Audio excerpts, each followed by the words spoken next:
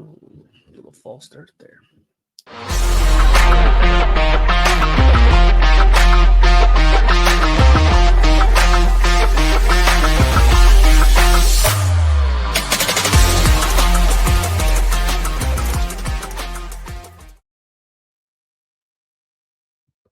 Good day there and welcome inside the Red Mile Rundown. We are on episode 30, believe it or not, of the podcast. Excited to be with you this week on the show. Lots happened around the Flames this last week. They've played 4 games, 7 of 8 points. The playoff chase is still on. Before we get too much further, though, got to welcome in my co-host, Robert Munich. How are you doing today, Robert? I'm good. I'm still kind of recovering. I was at a friend's bachelor party in Whistler over the weekend, and my voice probably doesn't sound great right now, but we're fighting through it, and I'm happy to be here. The hungover Robert and I are going to get into a lot this week on the show. It's been a busy week for the Flames, Robert. The 4 games, like I mentioned, they picked up almost maximum points, and they've looked pretty good in doing it. What have you made of the week we saw around the Flames here, and about what we've been able to see now? The Flames being able to rack up all these points and keep themselves very much alive in this playoff chase. Yeah, I mean they're looking good. I mean, I would argue that they're playing some of their best hockey this season, probably outside like the first month in October. There, this has probably been their best stretch of games, and it's coming at an important time for them. And the nice thing about this kind of run of games here is that you've seen a bunch of different guys step up. So whether it's, an Adam Klapka who's got 4 goals in his last 10 games, like he's kind of come out of nowhere. Yegor Sharangovich is finally starting to turn it around thanks to eating some salmon and risotto, which is awesome to see, So like there's kind of guys stepping up here and there that haven't been in the past. And I think that's been a big reason why his team's been able to string together a lot of points here. But, once again, like you do kind of look back on a few of the games and you're like, like they let some points slip away, like in Anaheim there when they blew that 2-goal lead that they had. Like that was really, really tough. And losing to Vegas in overtime, and thinking back to the Dallas game in Edmonton, like, man, those are like 6-7 points that they had. Like they could have had those points, and man, would that have made a difference right now. But no, you're happy with the compete. You're happy with the fight, and yeah, man, they're playing some good hockey right now. You got to give them lots of credit. It's funny we could talk about these games and break down these games and talk about the scores and the results and the playoff race, but I think the biggest topic around the Flames right now is actually who's not playing. I think it's been a very polarizing topic around Zayne Parekh. Should he play? Should he not play? We saw Twitter beasts going back and forth. We've seen podcasts call people stupid for thinking one way or the other. So I want to ask you, Robert, where do you land on playing or not playing Zayne Parekh? What the Flames' decision is? Do you understand where Husk is coming from? And what would you do then if you were the coach here? Listen, I mean, I understand both sides of the story. Like I get it where both people are coming from. The way I see it though is, you always hear Craig Conroy in his interviews. He's always talking about, my job is to make the team better every single day. Like that is my job as GM, is like, I need to make the Calgary Flames a better hockey team. And, you bring Zayne Parekh in, you call him up from Saginaw, and I think he makes your team better. I really do. I think right now, even as a 19-year-old, even as a guy who's only played against junior competition, I still think that he is a better player than a Braden Pahal, for example. I really believe that he is an upgrade on that player.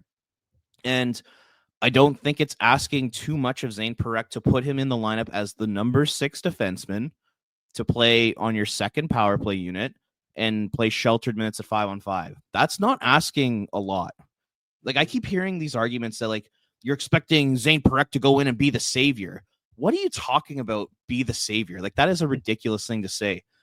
All Flames fans are wanting is to have this guy, like I said, in that sheltered role, number 6 defenseman, put him on the power play where he can help score goals for a team that's really struggles to score goals, and maybe even like a 3-on-3 overtime situation where, he can go out there and he can give you that element of speed and skill that the Flames back end really lacks right now. So you look at the issues of this team, it's puck moving, it's power play, it's creativity, it's generating offense. What does Zayne Parekh do? What is Zayne Parekh's skill set? It's creating offense. It's everything that I just listed off there, and he does it at an elite level. I don't understand why people are so scared to play this guy. You look around the NHL right now, young players are thriving. Young players are getting opportunities, 18, 19, 20-year-olds getting opportunities left, right, and center. We're seeing it tonight with Ivan Demidov, who's gone out and just absolutely lit up the Chicago Blackhawks in the first period. Mhm. Like, it's insane. And the other argument that just drives me nuts is people say, well, what message does that send to your room? To put in a 19-year-old who hasn't been here, like, what kind of messages does that send to the veterans? It says that you're trying to help them win because he's better than a Braden Pahal. like John, like you think so. Ryan Huska comes in and reads the lineup and says, "Hey, Zayne Parekh, you're in. Braden Pahal, you're out." You think Nazem Kadri and Mackenzie Weegar and Dustin Wolf, all these guys that have got the Flames to this point, are going to go, "Are you kidding me, Husk? You're going to sit Braden Pahal over Zayne Parekh? Like, this is a travesty. This is a joke. You're going to sit Mutiny Pahal? Give me a fucking break. Come on." Like, I cannot believe it, dude. It's just a crazy argument. I totally think Parekh should be in. Look at the records he set in the OHL. He's doing things that only Bobby Orr has done, for Christ's sake. Put the kid in the lineup. I really wish he made his NHL debut at the Saddle Dome, either against Minnesota or San Jose. That would have been so cool. The building would have been electric. Yeah. Just like Montreal tonight. I am so on the side of playing Zayne Parekh that it's not even funny, and I'm quite passionate about it, as you can tell. So yeah, I would love to see the kid play. I think he's uber talented, uber skilled, but and if you put him in a situation where you put him in a place to succeed, I think he'd be totally fine at the NHL level. So that's my early rant here to start the show. Yeah, you and I are very much on the same page on this topic because I agree with a lot of what you just said there. And I want to take another step at this as well. Is people are coming at me on Twitter and stuff like that, and we're trying to have a good conversation about Zayne Parekh. And I hear all the time as well, what happens if he makes a turnover or a negative play? How's that going to affect his confidence? Have you met Zayne Parekh? Have you listened to any of his interviews? This kid oozes confidence. This guy is borderline cocky. This guy knows what he can do. He knows his skill set. He knows what it's going to take to be successful at what he does. And if you make a turnover or you make a bad play or a bad read and it ends up in the back of your net, he's not going to shatter this guy's confidence. It's a learning experience for this guy. We're seeing these veterans. Rasmus Anderson is probably the biggest victim of this. We're seeing these veterans make some really bad reads in their own zone, making incredibly bad turnovers. That first San Jose goal yesterday on Sunday that came off a turnover, and it came off a bad read from both defensemen. And Anderson and Ball got caught watching while Toffoli was able to walk in there and score a goal. So his confidence is what you need in this lineup. His skill set's what you need in this lineup. And you put him in here to play and to learn and to grow with this organization. He's not the savior. He's not going to just throw the team on his back and Bobby Orr this Flames team to a Stanley Cup final. But what he brings is something that the Flames lack on the back end, in my opinion, is skill. All due respect to what Weegar brings, what Anderson brings, none of these guys are as skilled as this kid is. None of these guys skate as well as this kid does. And if he doesn't have a good game in one game, there's nothing stopping for bringing and taking him out for the next game and letting somebody else go into the lineup and play well. It's as hockey fans, it has to be one way or another. Every player has to fit in one category or another. And that's not how it is. There's a lot of gray areas around these prospects. There's a lot of different ways to handle a prospect.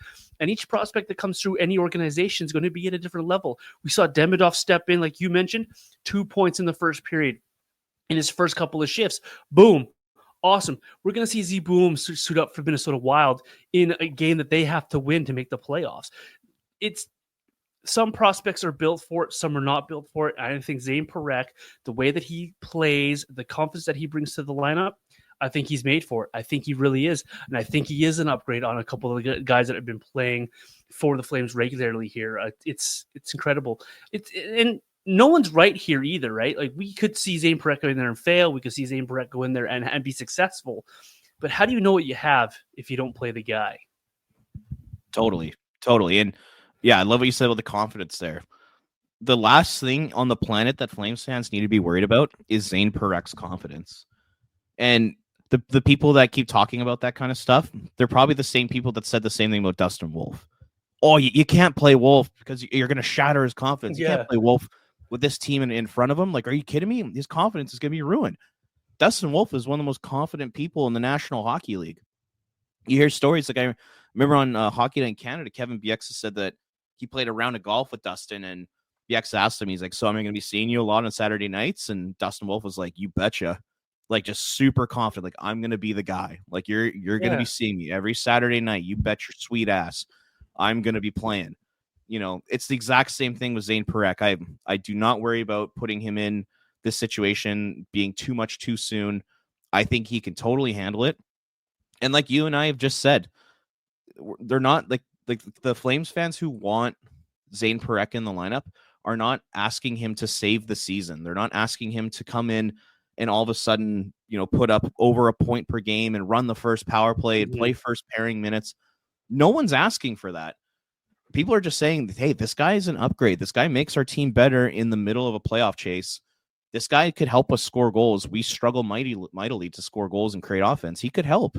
That's all people are saying. And it's getting like the whole argument's getting totally blown out of proportion right now, I think, on both sides of the fence. And I mean, I love it. I mean, I love the spirit of debate. I think this is one of the best things about being a sports fan is that you can get passionate about these topics and you can have fun debates with people online.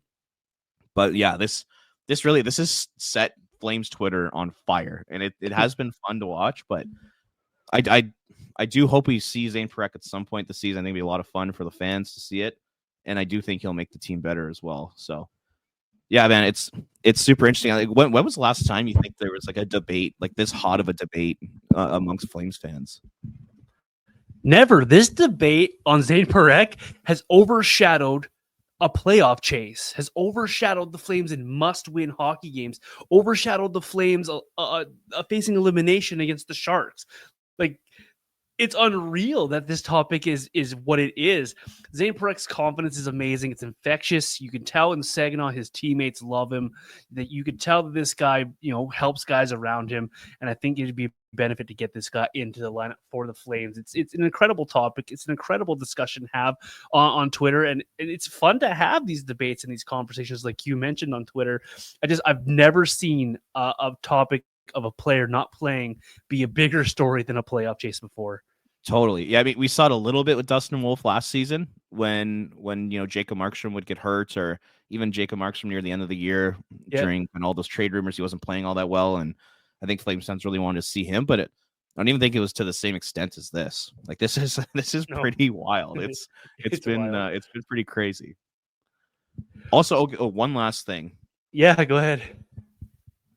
Now, Zayne Parekh, he's said all the right things. Like, he's done a little bit of media. He said all the right things. He said, hey, if I play great, if I don't, that's fine. Like, I'm going to be these guys' number one cheerleader. And, you know, you love to hear that from the guy. At the same time, though, like, I'm curious to get your thoughts on this. Do you think him not playing, do you think it's starting to kind of piss him off a little bit? Because, like, he sees Zeev Buium, who went, 5 spots after him in the draft, who's the same age as him, is immediately going in the Minnesota Wild lineup. And, you know, you hear Bill Guerin talk about it, and he's like, yeah, 100% Zeev's going in. Like, this, no doubt about it. We're in the fight for our lives here for a playoff spot, but Zeev's going in. Like, do you think Zayne sees that and goes like, well, if he's playing, like, why am I not playing? Like, this is BS. Or do you think he gets it? A couple of things here for me. First off, Minnesota's missing Spurgeon, so it opens up a spot naturally. So I think it's a natural fit to put their guy in there. What else do they have to lose, right? Helps them save a recall spot. But I think for Zayne, it might piss him off a little bit, but that's good. That means he wants to play. The fire's there. It all depends what the messaging was from Conroy and even from Ryan Huska. What's the plan for this guy? What's the outturn? Why is he not playing? Why do we choose to play Jake Bean and Pahal on that third pair without making any changes? So for me, it's all about the messaging here, and it's all about how he's going to take that messaging. I think he's matured a lot since training camp. The way he's approached the immediate training camp to what he's approached to now, I don't see that teenager cockiness now anymore. I see a confident hockey player who's learned and matured over the course of this season. So for me, it's all about the messaging, and I think a little bit about how the Wild have a situation with injuries, so they need someone to be in their lineup. I don't know if Zeboom would play if Spurgeon was 100% healthy as well. So we don't know how that's going to shake out in Minnesota. Never would. But I think we need to see Zayne Parekh because I think he's earned the shot, and I think we will see him hopefully. And we'll see what Zeboom can do for the Minnesota Wild. Yeah, and like I just the reason I wonder that is just because you do talk about Zane's attitude, and like we say, he's a very confident kid. Like I wonder if he's watching from above, going like really, like I'm not playing over a couple of these guys that I'm watching. Like even you see a guy like Rasmus Anderson, who's probably based off the eye test, he's got to be playing at like 50% right now. Like he's really, really struggling out there. Physically he's not moving around as well as he once was. He's not quite as physical. He's turning the puck over. Lots of bad reads in the defensive zone. Like you wonder if Zane's seeing that. And it's like how am I not playing over a guy like him or Pahal right now? Like that's just kind of the guy he is, right? Like he's uber confident, really believes in himself. So you just got to be careful with those things sometimes. Like this is a guy who's hopefully going to be a cornerstone piece of your franchise moving forward. You don't want to piss him off, in your first year of having him in your organization. I'm curious, based off what you've seen of Parekh, just like in junior hockey and in other places, what do you think like his ceiling is in the NHL? Like, do you think he's like an Erik Karlsson? Do you think he's more like, could he be like a Makar Hughes? Could he be like a Fox? Like, I guess, like, do you have like a comparison? Do you what do you think he could be at the kind of the peak in the NHL in his career? That's a really good question. Because you don't want to set the bar too high, but you also don't want to disrespect the guy. I think he has the ability to be a Makar light style. So I'm not saying he's going to be Makar 30 goals, going to be able to go up and down the ice like Makar does, but I think he has the ability to run your first unit power play, to be a guy in your top four that you can count on, to be also good defensively. He can skate with the puck very well. He can move the puck really, really well. So I wonder if he fits into that Makar Hughes light situation there. I don't think he's going to be as elite as those two guys are because that's really, really high bar. But I also don't want to disrespect him. So I think he has the potential to get up there as a player who can play on that top power play, help in that top four. I think he's a really good guy to have move that puck along and to help spur that offense. If he can get his defensive game a little bit stronger, as that's what everyone likes to talk about with him, is that's the weak part of his game. It's come a long way in Saginaw this year from what I've watched. If you can just get that a little bit stronger, I think he has a really good opportunity to be a nice top four defenseman who can help out your team there. So I'm a Makar light type situation for me. Yeah. I just think it's interesting because, in my opinion, like the range of outcomes when it comes to Parekh, I think is massive. Like I really believe that, like you said, I think he could potentially one day be in that kind of Norris conversation, which would be fantastic. But I could also see him kind of just being like a pure offensive specialist if he isn't able to kind of figure out the defensive side of things. So it's like, are you gonna get Shane Gostisbehere, or are you gonna get Cale Makar? You know what I mean? I think he's trending towards being the higher end kind of first pairing guy. If I had to put like an NHL comparison to him, I think the one for me would probably be Adam Fox. I think they're very similar players. Like I like that. Like you watch Adam Fox like walk the blue line on the power play. He kind of does it similarly to Parekh. They're not the most physical guys. They're not the biggest guys out there, but like they're just so skilled and such good skaters that they're able to, really dominate the competition. And Fox is one of Norris. So, I mean, that's a pretty nice comparison to have there. But yeah, I thought it'd be interesting just to kind of throw out some different comparables there. Cause he's a fascinating guy to watch, man. Yeah. Cause it could go like really, really well. He could be like a Norris guy, or he could be like just that kind of offensive specialist. It'll be fascinating to see how that development all plays out over the next like 5 to 10 years here. It has been since Matthew Tkachuk, since the Flames have had a prospect with this much fanfare around him, this much hype around him. Maybe Dustin Wolf fits in that category as well, but as a skater, I don't think we've talked about a prospect this much since Matthew Tkachuk was selected 6th overall back in the day for the Flames.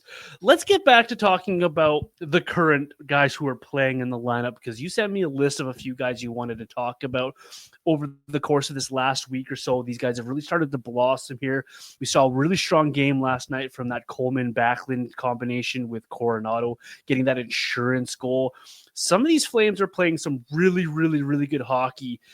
And it starts with, for me, with a guy that's got elevated in the lineup, a guy who's taken his role. He must have listened to the podcast when we said that the fourth line wasn't doing very much, because he took that to heart. He started scoring goals. He started playing with a little bit of more size, using his feet. What have you made of Adam Klapka in his game? He's been first line minutes for the last few games here. He had a nice goal after a nice, beautiful play by Nazem Kadri against San Jose. Adam Klapka has really come along in his game, using his size a lot more, his skating. What have you made, Robert, of Adam Klapka up on that first line with Huberdeau and Kadri? Don't forget to unmute yourself. My bad there. Yeah, dude, I've liked him a lot. You know, if you would have told me at the beginning of the season that in the middle of a playoff chase in, you know, the most important games of the season, that Adam Klapka would be playing with Nazem Kadri and Jonathan Huberdeau, I would have been like, you're crazy. Like I would not have believed it, but he's doing it. He's there. He's doing it. He's scoring goals. Like he's got 7 points in his last 11 games. Like Adam Klapka has more points in the last 11 games than Jonathan Huberdeau does. Like how wild is that? He scored 4 goals, crazy. 3 assists. He's got 10 penalty minutes. He's got 21 shots on net, which is pretty solid. 21 shots on net. That's good for 7th on the team during that time. Like he's just been really effective. And I like the way you said it there. He's doing a really good job using his size. Like you see him on the forecheck. He's an intimidating presence. Like in the San Jose game, he had this one hit on a San Jose defender where he just absolutely obliterated him. I forget who the defenseman was, but you could tell like he was laboring after for a while. And I guarantee you that when that defenseman was going back to pick up pucks and move it out of his zone, he was second guessing things because Adam Klapka hit him so hard there. And he's just got to keep doing that. He's got to keep taking advantage of that reach, keep being physical, keep going to the net. You know, let Nazem Kadri, Jonathan Huberdeau make plays, and you go to that front of the net and you battle and you screen and you get your stick in open positions to let Kadri and Huberdeau find you. And he's kind of doing just exactly that. He's, like I said, like he's one of those guys who's really stepped up here in the middle of a playoff chase, and he's been a pretty important player. Yeah, like he uses his size, but he also uses his feet. I think that's one of the things people look at Klapka and are like, oh, there's this big lumbering guy who, no, this guy's quick for his size. He's got good boots. He knows where to go. He's using his size and he's finishing his opportunities and his chances. A lot of credit goes to Nazem Kadri playing with these younger players and helping their games develop a little bit. He's kind of like this unofficial player development guy on the Flames. And Adam Klapka is just the next in that long list of players to play with Nazem Kadri and find success. They're going to need him to keep going here if they're going to be more successful down the stretch here. Another guy who seemed to have found a little bit of success here for the Flames, switching his pregame meal from chicken to salmon. I'm a salmon fan, so I like the switch from Yegor Sharangovich, and he's scored a goal in every game since his wife made him switch meals here. What have you made of Sharangovich? It might be too little too late here for this player, but he's really turned around the season in the last couple of weeks here, coming on strong and being able to provide some offense for the Flames, because that was a very nice goal he got yesterday, his first one, not the empty net one. What have you made of Sharangovich and his switch from chicken to salmon? Well, it's been a bit of a game changer, hey? I mean, he's got 5 goals in his last 10 games to be on that kind of 40 goal pace. That's absolutely huge for this team. Like we were talking about in the Parekh discussion there, this team really struggles to score goals, and when you can have your, you know, who's supposed to be a 25, 30 goal sniper actually produce at that rate or better, it's a game changer for this team. And yeah, he's started to look a little more engaged. He's getting more shots off. There was a point there I would say kind of February to kind of the middle of March, where Sharon Govich, like, he was having a hard time shooting the puck. Like he couldn't even get shots off. He wasn't shooting on the power play though. The one timer completely disappeared from his game. That impressive wrist shot completely disappeared from his game. But now you're starting to see it. Like, he got a couple like pretty good looks yesterday. He scored on one of them. It's big, and I think the best thing about this, about his kind of increased play here, is that we know it's there now. Like, it's not just like, okay, last season was a one-hit wonder. You see it kind of starting to come back in, and you're like, okay, like, it's good. He's slowly starting to find his game. Mm-hmm.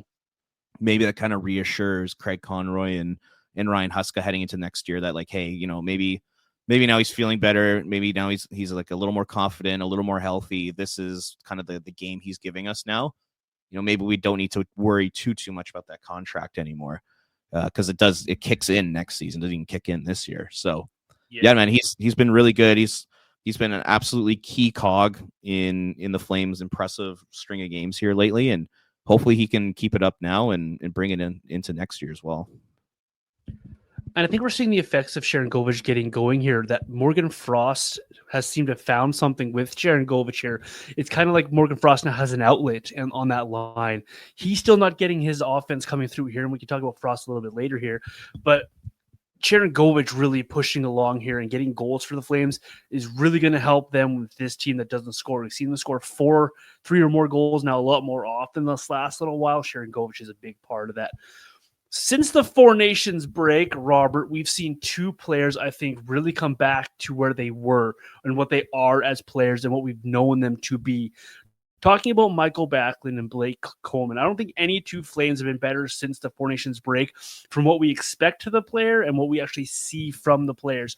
Michael Backlund looks very much rejuvenated these last few weeks here. Blake Coleman continues to do what Blake Coleman does.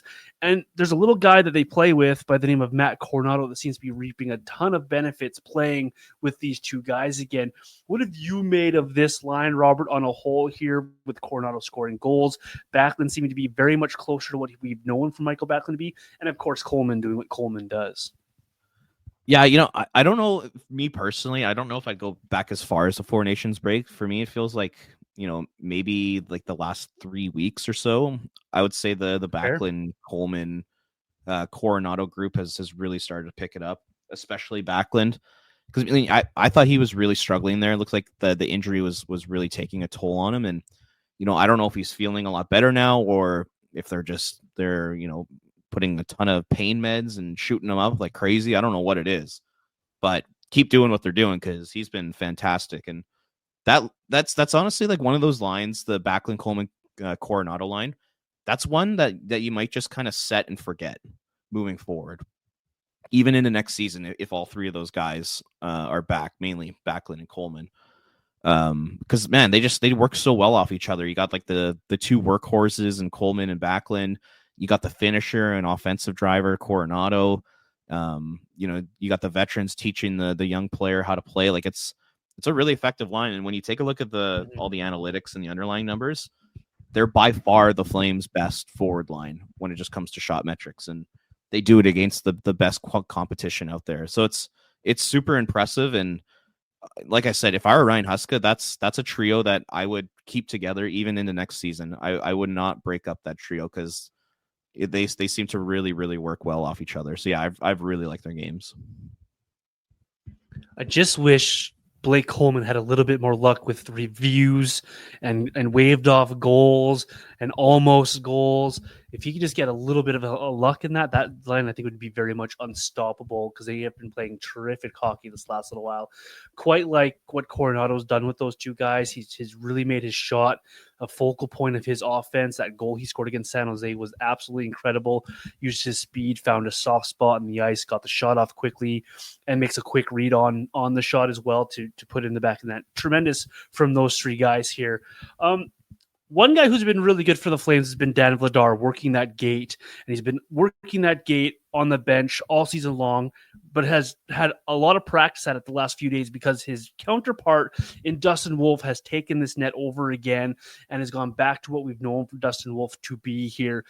How impressed are you in these high pressure situations for the Flames that Dustin Wolf is very, I don't want to say ho-hum about it, but he's very confident and very nonchalantly gone about his work each and every game here and just allowed the Flames to get the results. How impressed are you with Dustin Wolf here in the last 3 weeks here?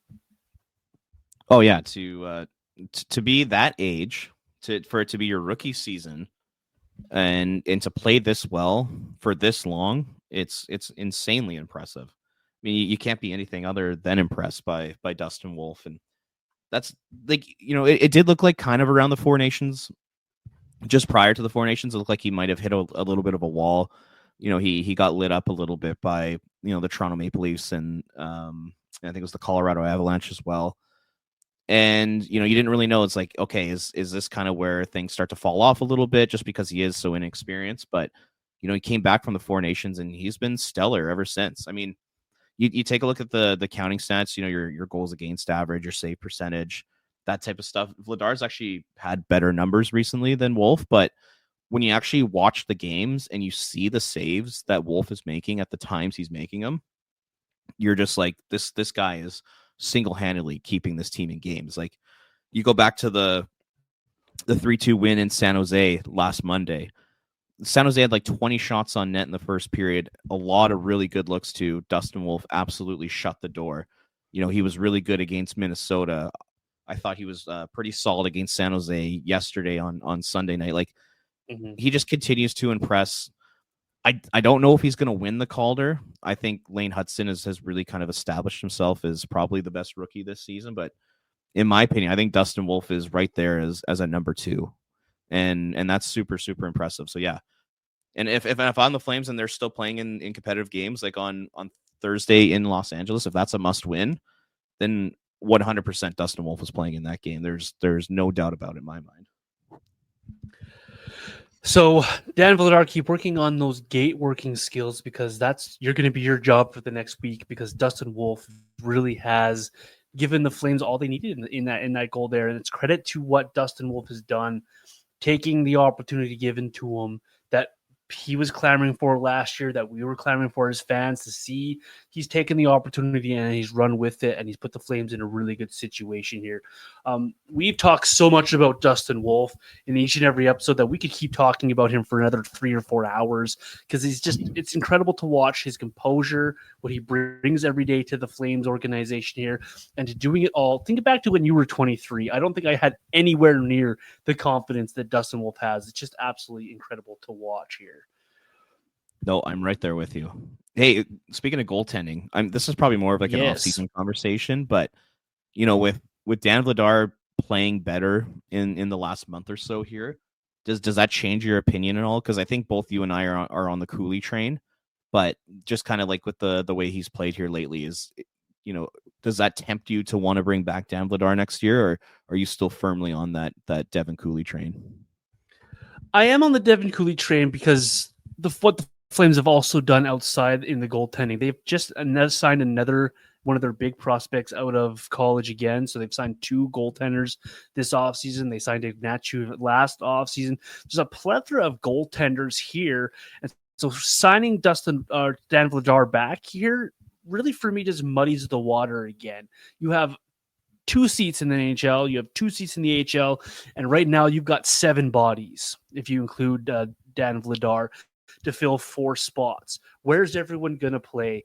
Who's going to go where? And if you have the hopes that Devin Cooley can come in here and be a backup to Dustin Wolf, because Dustin Wolf is clear that he can be a starter in this league, I think Dan Vladar becomes redundant. All due respect to what Dan's done for the Flames, and I think it's incredible what he's done for them. I think he's earned himself another NHL contract. I just don't think it's going to be with the Flames. What about yourself? Yeah, I'm still on the Cooley train personally. I mean, I think kind of the main thing that we talked about when it comes to Dan Vladar is like, what Dan Vladar is, and he's a backup goalie, and I still believe that's the case, even though he's been putting up some really good numbers lately. he kind of tends to do this, right? Like Vladar, he'll go on these runs for 5, 6, 7 games where he'll play really, really well, and you'll go, oh my goodness, like, okay, maybe this is the kind of where he starts to turn the corner. And then he has 5 or 6 games where he kind of really tails off, and he puts up, below a 900 save percentage and, around a 3+ goals against average. That's just kind of what he is. He's just that super inconsistent guy. And he's been like that ever since he arrived in 2021. And I just don't know if I see that changing. I mean, sometimes as goalies get older and they mature, that's when they start to play a little bit better. That's when they maybe start to like fully figure out the position and how they work in it. But I still think that there's something there with Cooley. And I know his numbers have really fallen off here in the second half of the season, but I think that could be attributed to injury problems. It seemed like ever since I think he suffered a concussion, I believe it was, like in January. And ever since then, his numbers have just kind of fallen off. But prior to that, he was trending to be the MVP of the AHL. So I would like to see them give Cooley a legit chance. I think he deserves it. And you know what? If it works, then fantastic. Then you have your goaltending duo for maybe the next 3 to 5 years. If it doesn't work, then you just go out and find your next Dan Vladar, whether that's through free agency or trade.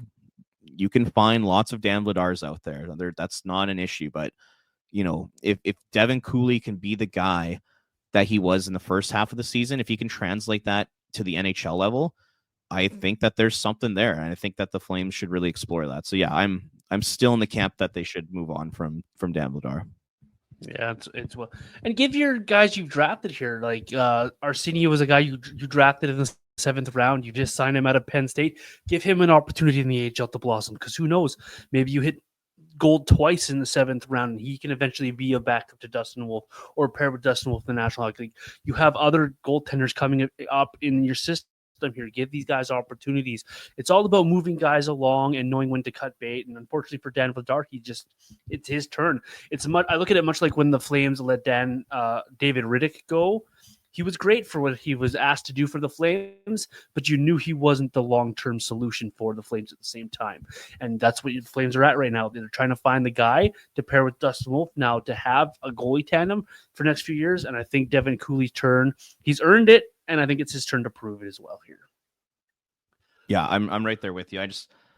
I think there's a lot of upside there with Cooley. I think there's a lot of untapped potential there. I mean, he's barely played pro hockey. Like, he has not played a whole heck of a lot of games.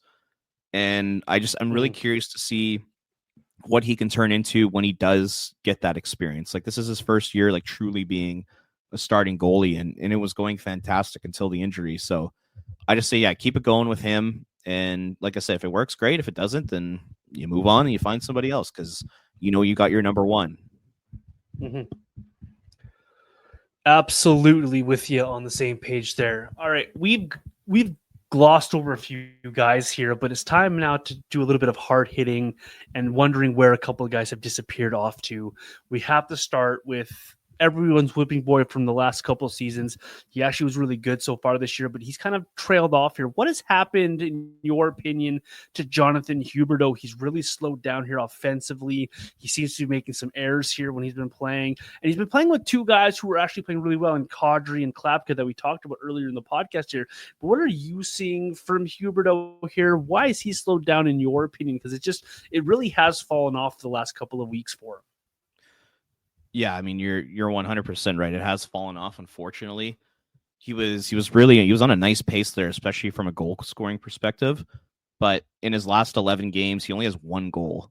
He's a -7, only has 6 points over those 11 games, and so like the stats aren't there, but also like the eye test, I think, backs it up too. Like when I've been watching Huberdeau for the last 11, 15 games here, the dynamic part of his game just isn't really there right now. He's not shooting the puck as much as he once was earlier in the season. I still think the passing is not there. It's nowhere really near where the Flames need it to be. And yeah, it's unfortunate, because at this time of year, this is when you need your best players to step up. And Nazem Kadri has stepped up. He's got 11 points in his last 11 games. Mackenzie Weegar has been fantastic on the blue line. Matt Coronado scoring a bunch of goals. Like, the guys that you count on have been pretty solid for the Flames over this kind of stretch drive here, but Huberdeau's game's really taken a step back, unfortunately. He looks more like the Huberdeau from last year than this year. And, I find it really interesting, the whole Huberdeau discussion when it comes to the mainstream media. The mainstream media, they put out this narrative that Huberdeau's having this like massive bounce back season. Like this guy is having like a phenomenal year. Like this kind of starting to look like the Huberdeau of old. But then you go and take a look at his point totals, and he might get to 60 points if he can put up a point or two here over the last 2 games. But say he finishes the year with 60 or 59. That's only 4 or 5 points better than his first year in Calgary. And everybody said that year was an abject failure. So I don't really understand it. Like, are there improvements in his defensive game? Sure. But he's a left winger. As a left winger, you can't have too much of an impact on the defensive side of the game. He's playing a little bit on the penalty kill. That's great. But, for $10.5 million and to know what this guy once was, I really have a difficult time saying that, this guy's had a massive bounce back season. He's been fantastic. It's like, I think it's over the top analysis. It's just complete glazing of the guy. So I don't mean to like crap on him. He's had a nice year. He's scored some big goals. He's closing in on 30 for the entire season, which is good. But I still think you want to see a little bit more from him, don't you? I want to see him finish. It's nice to have a good 60 games or 65 games, but let's finish. And that's been a word I use on Twitter all the time. But when I talk about the Flames, is they need to finish things, finish games, finish chances, finish power play opportunities, all that kind of stuff. And it goes for Jonathan Huberdeau as well. I like what I've seen defensively and in his 2-way game, the growth we see in there, and the penalty killing he's added to his game. I like that. That's great for him. It is an improvement from what we've seen from him, but you still need him to finish. He has stopped going to the net like we saw earlier in the year, so he's not getting goals. Finish. Get yourself to that 30-goal mark. Get yourself to that 65, 70-point mark. Get closer to what you were supposed to be when the Flames gave you $1 billion to be here for 1 billion years. And that's just not seeing it from him. And it's not saying that he's not trying and he's not there competing, but he just looks like he stopped going to the net, stopped going to the hard areas. You watch him on the power play now, and he kind of like drifts off to the face-off dot and just waits for pucks to come to him, where he used to dive at those pucks, going towards the net to put them in the net to finish opportunities. I don't think it's a coincidence him slowing down offensively and the power play slowing down. I don't think that's a coincidence. I didn't do the crunching of the numbers, and that's my bad. Maybe I'll go take a look do the research. But it's really easy to say that Jonathan Huberdeau's had a big bounce back year because you saw him do a couple of extra things. And it's nice that he's added those things, but you still need Jonathan Huberdeau to finish. And that's where it comes down to me for him. So I really hope over these last 2 games for the Flames, he can find it and help this team get over the hump here. They're very much in this playoff chase. They just need a little bit of work from these guys. And he's a veteran, right? He's the type of guy that you lean on in these situations. And when you have a guy like Jonathan Huberdeau, you have these young players that look to him to help them with their games as well. So hopefully we can see a little bit more from Jonathan Huberdeau. He isn't the only player struggling on that forward group either. You gave a beautiful headline to me to put into the rundown here. The Philly trade did not work out, ... yet. What have you made of Frost and Farabee, and are you expecting more from these guys down the stretch here? Only 2 games left, but do we need more from these 2 guys? What have you made of the 2 guys we've got from Philly here? Yeah, I mean, you absolutely need more for them, especially Joel Farabee. I mean, you take a look at the point totals, like in his last 11 games here, in these crucial 11 games for the Calgary Flames, where they played well. So, I mean, having Joel Farabee not produce has not killed them by any stretch, but you still want to see more. But in his last 11 games, he has 1 point. Like 1 point in his last 11 games. Morgan Frost doesn't have a goal. I know he scored the one, but it went off Huberdeau's pants. So, that's kind of Morgan Frost's goal. So I guess, maybe you can say he's got 1 goal in his last 11 games. But literally, combined between the 2 guys, since March 24th, the last 11 games, they have 0 goals between the 2 of them. And then you go and take a look over at Andrei Kuzmenko in LA, and he is just lighting it up there. and he's scoring highlight reel goals. He's making spectacular passes. He's just completely energizing that team and that crowd in LA. And then you watch Farabee and Frost, and it hasn't worked yet. And like I said, like the trade hasn't worked yet. I don't want to completely judge it because, those guys, they were in Philly for a long time. Based off of you listen to like their interviews and you listen to other people talk about their time in Philly, and they were like integral parts of that team from the dressing room perspective, from a culture perspective.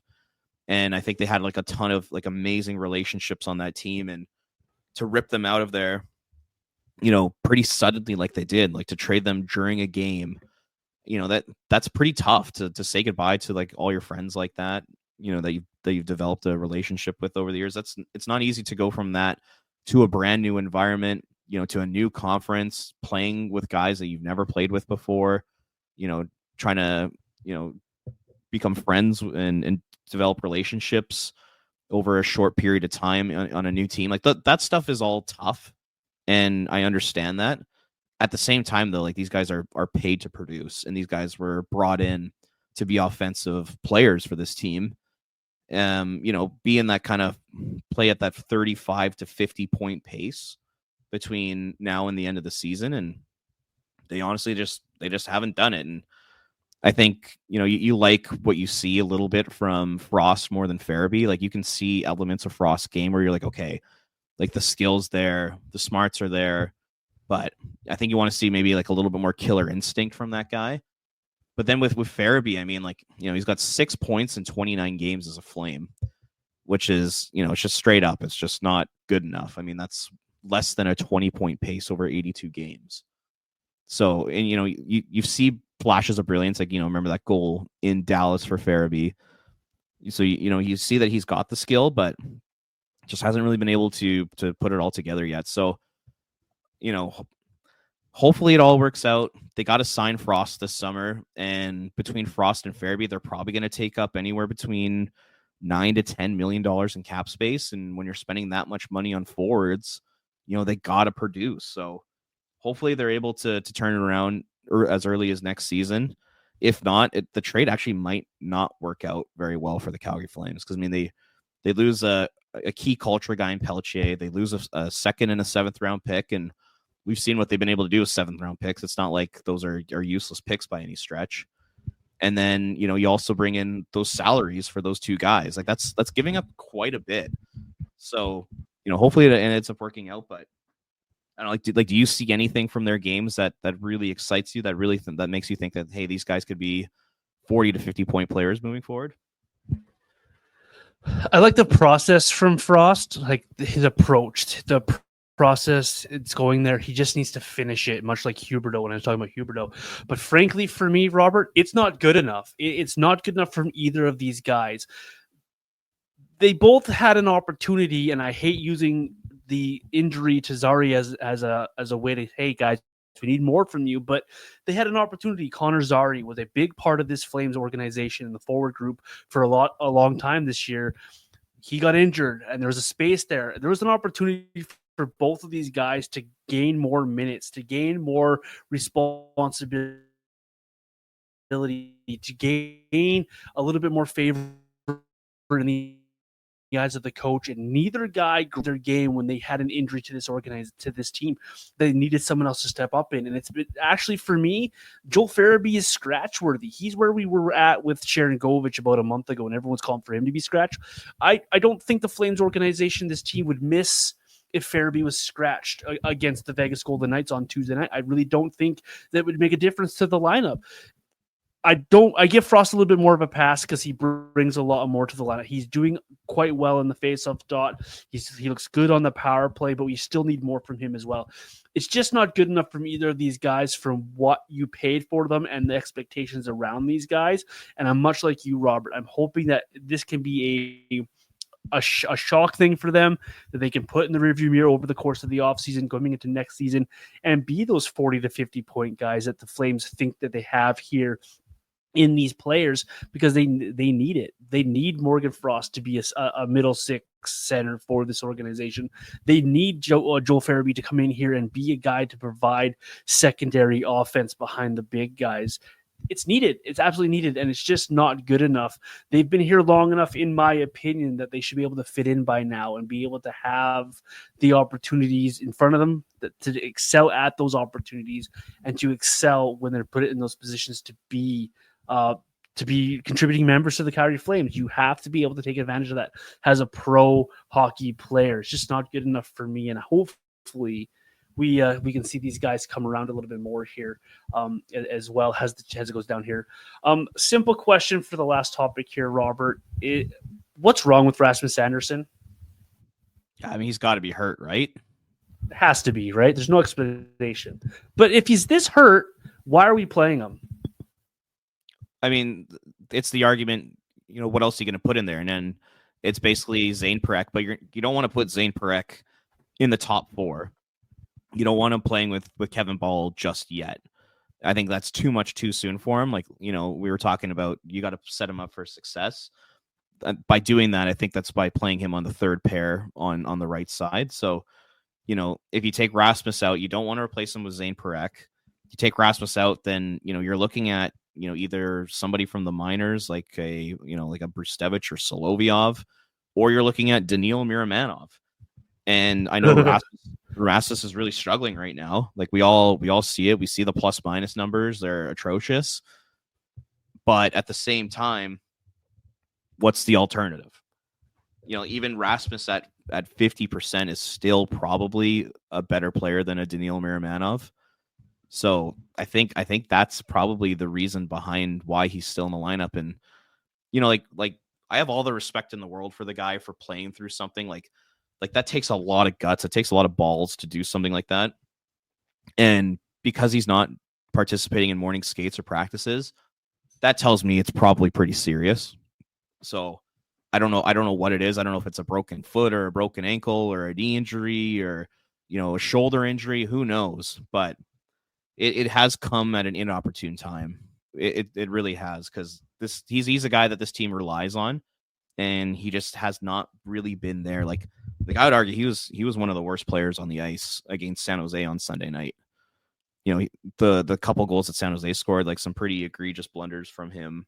And like I said, the reads are off, the battle, the compete is a little bit off, and I do think that's probably stemming from an injury. So, like I said, you don't want to take shots at a professional athlete who has a ton of pride, who's playing through probably a pretty significant injury. You don't want to take shots at the guy, but at the same time, these are critical games, and you need guys to step up. And, you look at Michael Backlund recently. Backlund's clearly playing through something, and he's been one of their best players recently. So, hopefully over these last 2 games here, Rasmus can get back to being a legit top 4 guy. But yeah, it's been pretty ugly to watch, hey?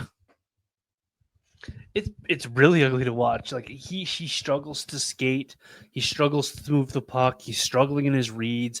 Like we were talking about a month ago, a few episodes ago, where we were talking about how it's not good enough from Rasmus Andersson, how this guy can't be worth a long-term extension at that big price. And now we're seeing him play through something. Clearly, it's been mentioned in the media. We're seeing him not at morning skates, and it's hard to say that this guy isn't worth money now, because just watching him play through an injury, you're like, this guy's a warrior. We love seeing the tenacity from this guy. And so you're towing the line, trying not to be detrimental to the guy, but at the same time trying to call it how it is. And unfortunately, you're playing through it, and you are the best option on this team. And I'm with you on that one, Robert. I asked you the question about why is he playing then if he's this injured? But what else do the Flames have? I'm scared at any part of Miramanov seeing the Flames line up in a playoff chase, in a playoff series. And I would take 50% of Rasmus Andersson over Miramanov. It's unfortunate for Rasmus Andersson that this injury is happening right now, that he's having to play through it. And it's kind of scary to think about the Flames possibly making the playoffs here and him having to play a playoff while injured. And it's unfortunate because it's almost detrimental to having him in the lineup for the Flames. But like you mentioned, what else do you got going on here? And do does that lead then to the opportunity for the Flames to maybe play 7 defensemen and take a little bit of responsibility off of Rasmus Sanderson and bring someone else into the lineup? That's maybe a way I would go about helping Rasmus out a little bit and maybe helping the Flames out a little bit. You can take a guy, Joel Farabee, out of the lineup and put in a defenseman to help the defense along here, maybe as a way to helping Rasmus Anderson along. I don't know what your thoughts are on that, but Rasmus Anderson clearly isn't correct here, and it's unfortunate for both him and the team at this moment. Yeah, I mean, I don't mind that. And, maybe you end up playing Braden Pahal up the lineup a little bit more. Maybe you give him, a shift every now and then with Kevin Ball. I don't think you want Braden Pahal as a top 4 defenseman. But if push comes to shove, that might be an option. And if they were ever to go 11-7, which I don't see them doing, I was listening to the fan. They were talking to Ryan Huska, and they were saying that Ryan Huska he does not like going 11-7. So I don't think it'll happen. But if they were to do it, the guy to come out of the lineup should probably be Farabee, because you're not taking Klapka out. You're not taking Rooney out because of the center ice and the penalty killing. And you're probably not taking Lomberg out because, he's such a glue guy. And, he scored a couple big goals recently, and the fourth line has been pretty solid lately. Can't really complain too much about them. So it really comes down to kind of Farabee or maybe even Pospisil, but I've liked Pospisil's game lately. So yeah, I would be okay with them healthy scratching Farabee, because you're right, he's not doing a whole heck of a lot. He's on the second power play unit, but they don't generate a whole heck of a lot, and in part it's because of him. He's not a penalty killer. He's not a great defensive player. He's not a play driver 5-on-5. So yeah, if that were to be the case, if they were to go 11-7, yeah, Farabee would for sure be the guy for me. And you can bring that full circle. You can bring this entire conversation full circle. Put Zayne Parekh in the lineup as a 7th defenseman. He can take that second power play from Rasmus Sanderson. There's some rest for Rasmus Sanderson. You could give Pahal an extra shift in the top 4 to give Rasmus Sanderson a little bit of help. Then you could play, you can maybe give Zayne Parekh a couple of offensive starts, give him a few minutes, and give Rasmus Sanderson some help there. Just there's ways to helping these guys out. I know Ryan Huska doesn't like the 11-7 idea, but sometimes you've got to do things you don't like for the betterment of your organization. We do it in business all the time. I do things all the time at work that I don't intend to like. I don't really like sitting down with clients and talking contract stuff, but I do it because it's for the benefit of my business and for the benefit of moving my business forward. So sometimes you got to do what you don't like to betterment for what you're trying to do here. Maybe the 11-7 is something Huska hates, but maybe it's something that might be necessary to help out for the long term of the organization here. Robert, you got 2 big games for the Flames. Yeah, go ahead. Well, just one last thing about Rasmus Anderson. And I was just thinking, if there is a silver lining to the underwhelming season that he's had so far, it might be that if the Flames do try to sign him, the deal might not be as expensive as we thought it was at the beginning of the season. That might be the only silver lining to this whole thing, because I think heading into the year, I think a lot of people thought that he would be signing an 8-year deal, and that would probably start with at least an 8 and potentially even a 9 with the way the cap is going up and the way that his kind of career was trending. But this season has been such a big step back for him. Like I almost wonder if the Flames do try to sign him now, it's like, okay, maybe instead of an 8-year deal, could they get it to 6? And instead of it being $8 million a year, could it be 6.5? You know what I mean? Mm-hmm, yeah. And if they were to sign him, it feels like they're going to sign him. It feels like they're going to throw a lot of money at him, and they're going to try and do everything they can to sign him. That's just basically everything that Craig Conroy said publicly, is that they want him to be part of this long term. So it's just like, if they can get him for just as cheap as possible, and not really sort of spend a ton of money on the guy moving forward, that could be a benefit to the team long term here. Because yeah, like I said, it was trending in that $8-9 million direction, and that could have been an epic disaster. So maybe if it's in like the 6.5, 7, it kind of lessens the blow a little bit, right? For sure. I wonder also too if they maybe put the signing on the back burner here. Get yourself right in this off season, fix what you see fix, and show us that you deserve this contract. Show us that we shouldn't move you and sign. So maybe they go down that road as well. So there's a couple of different paths the Flames can take here, but I like that from you, Robert. Maybe they do save themselves a couple of $1 million here on this deal. You got 2 games this week, Robert. Both of them could be important for the Flames. How are you feeling in the playoff chase for the Flames here? And how excited are you for these 2 games this week? Yeah, it is going to be exciting. Tomorrow night's going to be a lot of fun to watch, both the Flames and do some scoreboard watching. So definitely looking forward to that. And, hopefully, teams like Vegas and LA, hopefully they maybe take their foot off the gas pedal a little bit. Hopefully they're just getting ready for the playoffs and they overlook the Flames, and the Flames go in there with a huge effort. And they got Dustin Wolf there, in the crease, doing his thing, and hopefully Kadri can keep going, and hopefully Sharon Govich and Coronado can keep scoring goals, and just keep the good vibes going here, because it's pretty exciting to watch here. So fingers crossed they get in. They've come this far. The whole draft pick thing is now irrelevant. It doesn't matter anymore. They can't finish in the bottom 10. So you're here, step up, win a couple games, and let's see if you can get yourself in the playoffs here. There's one thing I like better than watching a hockey game. That's nervous watching a hockey game while scoreboard watching, because it means it's important and you love it, and that's why we watch the sport. Very much looking forward to these games this week, to the excitement, what could possibly be for the Flames. Just win, guys. That's all I ask of you. Go out there and just win. Robert, what's coming up from you on flamesnation.ca, and where can the folks find you and your work? Yeah, I mean, based off our podcast here, I was just like, oh, I should write an article about the Philadelphia trade. So I think I'm going to dive into that maybe over the next day or two here. So maybe keep a lookout for that. But you can find me flamesnation.ca and X Twitter at Ring of Fire CGY.